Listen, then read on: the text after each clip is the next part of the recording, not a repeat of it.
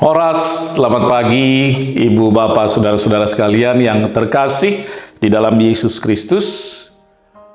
Firman Tuhan, renungan harian bagi kita sebelum kita memulai aktivitas kita pada hari ini, tertulis di dalam kitab Injil Matius pasal 6 ayat 24. Tak seorang pun dapat mengabdi kepada dua tuan, karena jika demikian, ia akan membenci yang seorang dan mengasihi yang lain, atau ia akan setia kepada yang seorang dan tidak mengindahkan yang lain. Kamu tidak dapat mengabdi kepada Allah dan kepada Mammon.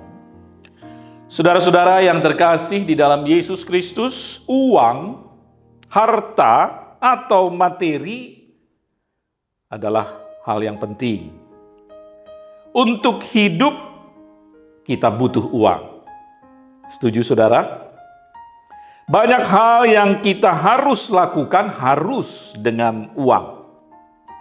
Tetapi, uang bukan segala-galanya. Mari kita tempatkan uang atau materi pada posisi yang benar. Bagaimana posisi materi yang benar? Begini, saudara. Uang adalah alat, bukan tujuan. Kita memakai uang. Kita menguasai uang. Kita yang mengatur uang, bukan sebaliknya. Uang yang menguasai kita, bukan uang yang mengatur kita, apalagi jangan sampai uang yang memperhamba kita. Jangan kita menjadi hamba uang. Kita harus menjadi hamba Tuhan, bukan hamba uang. Itulah maksud dari Matius 6 ayat 24 hari ini. Kamu tidak dapat mengabdi kepada dua tuan. Kamu tidak dapat mengabdi kepada Allah dan kepada Mammon. Mammon di sini adalah kata yang memiliki makna materi, uang, atau harta kekayaan.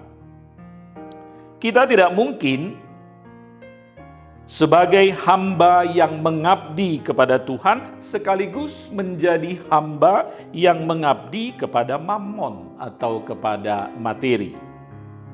Tuhan kita adalah Allah yang Maha Kuasa, Maha Tinggi, Maha Mulia. Hukum Taurat pertama mengingatkan kita, jangan ada padamu Allah lain di hadapanku. Hukum Taurat kedua berkata, jangan buat bagimu patung yang menyerupai apapun untuk disembah atau beribadah kepadanya. Artinya, hukum Taurat pertama dan kedua mengingatkan bahwa tidak boleh ada benda apapun atau hal apapun yang kita sejajarkan atau kita perlakukan sama seperti Tuhan. Kita tidak boleh mengabdi kepada dua tuan. Lalu apakah itu berarti kita harus menjauhkan diri dari uang atau dari materi? Apakah itu berarti kita tidak perlu lagi cari uang, kita tidak perlu lagi materi atau uang? Bukan itu maksudnya, saudara. Untuk hidup kita butuh uang. Tapi mari kita tempatkan uang pada posisi yang benar. Yang pertama, carilah uang dengan cara yang baik dan benar. Sejak mula pertama setelah jatuh dalam dosa, Allah berkata kepada Adam, dengan bersusah payah engkau akan mencari rezekimu, dengan berpeluh engkau akan mencari makananmu. Untuk hidup kita butuh uang. Untuk dapat uang kita harus bekerja. Kerja yang baik, kerja yang benar, yang seturut dengan kehendak Tuhan.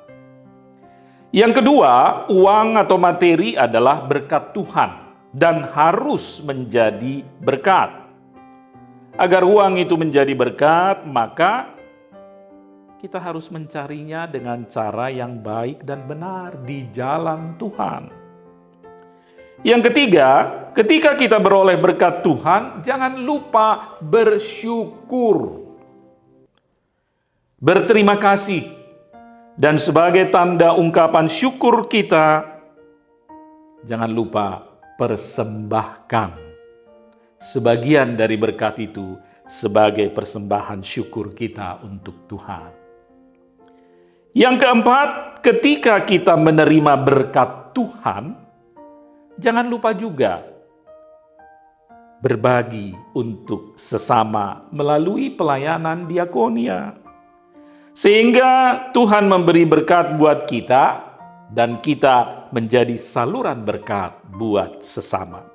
Dengan demikian maka hidup kita hidup sebagai hamba Tuhan yang mengabdi hanya kepada Tuhan.